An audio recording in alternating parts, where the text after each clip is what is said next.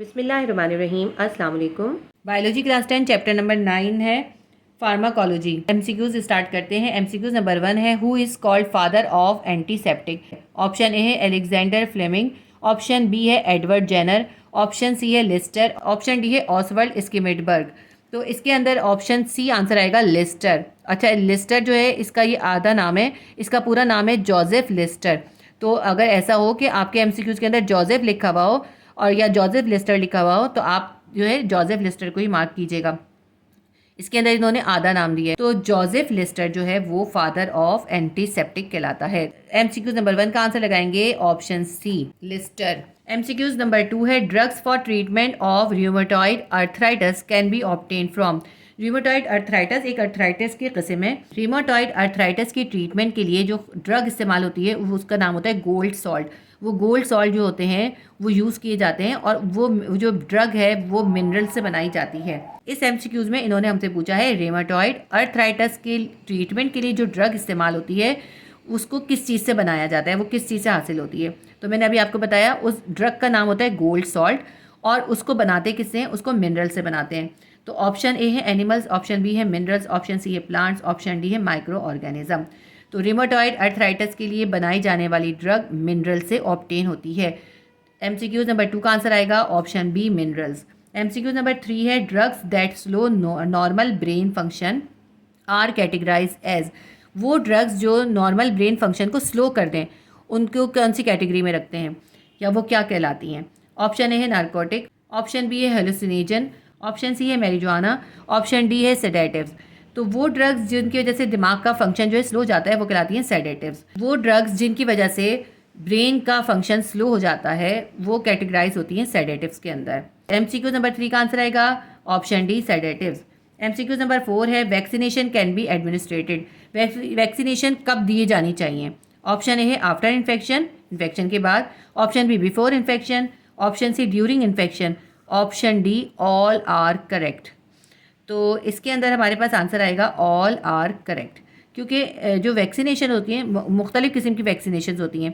कुछ जो होती हैं इन्फेक्शन होने के बाद भी दी जाती हैं, कुछ इन्फेक्शन से पहले दी जाती हैं। तो इसके अंदर हमारे पास आंसर आएगा option D all are correct.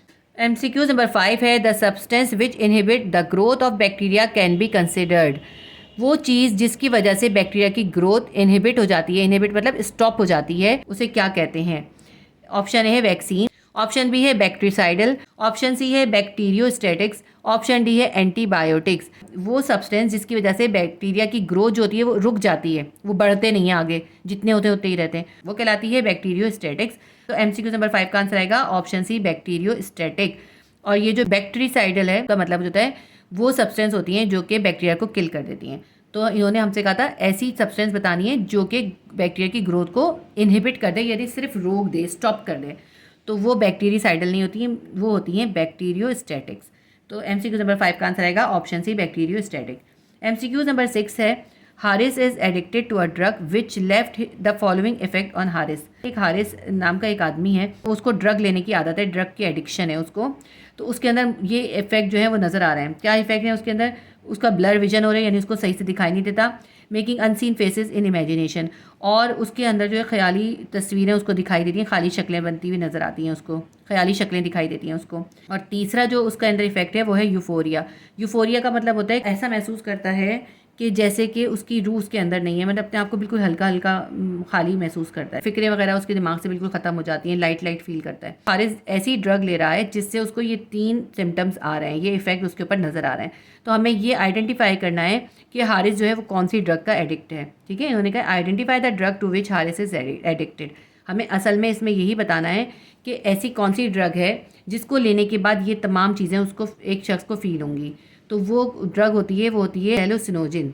जब कोई शख्स हेलुसिनोजिन ड्रग का एडिक्टेड हो जाता है तो उसके अंदर ये तमाम इफेक्ट जो होते हैं वो नज़र आने लगते हैं। इसका आंसर आएगा ऑप्शन बी हेलुसिनोजिन। एमसीक्यूज नंबर 7 है, which one is not the effect of miss use of antibiotics. तो एंटीबायोटिक्स को इस्तेमाल करने से जो होता है कुछ इफेक्ट आते हैं, तो इन्होंने कुछ इफेक्ट बताए। इन्होंने कहा इनमें से वो कौन सा इफेक्ट है जो एंटीबायोटिक के मिस यूज़ से नहीं होता। ऑप्शन ए है डायरिया, ऑप्शन बी है immunisation, option C stomach upset, option D है एंटीबायोटिक रेजिस्टेंस। लेकिन जब कोई शख्स एक्स्ट्रा ऑर्डनरी गैर ज़रूरी तौर पे जो होता है एंटीबायोटिक ले रहा होता है तो उसको डायरिया भी होता है, उसके अंदर जो है स्टमक अपसेट भी हो जाता है, उसका स्टमक भी ख़राब रहता है और उसकी जो अंदर जो होता है एंटीबायोटिक की रेजिस्टेंस भी पैदा हो जाती है, यानी वो एंटीबायोटिक लेता रहे तब भी उसको उससे फ़ायदा होना ख़त्म हो जाता है। तो ये तीनों चीज़ें तो होती हैं।